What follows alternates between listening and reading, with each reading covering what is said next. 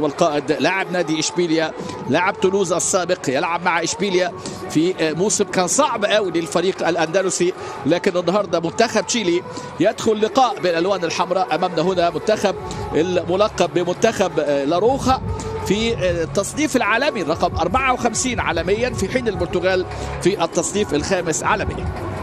فرنسا، اسبانيا، ارجنتين، انجلترا، برتغال على مستوى التصنيف العالمي دولة الخمسه اللي امام منتخب العراق. فاول في مكان حلو، كرة على طول الثابته. كونسيساو ظهر بشكل مميز قوي في بطولة اوروبا الاخيرة.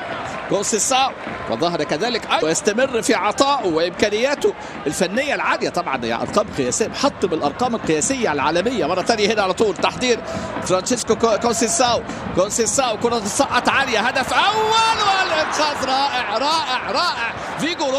فيجو روا اول فرصه امامنا هنا، كره راسيه من روبن دياش، فرصه حلوه لكن براعه كبيره قوي. حارس المرمى اللي تصدى لحارس مرمى سوانزي، بص كره ملعوبه حلوه قوي من كانسيلو.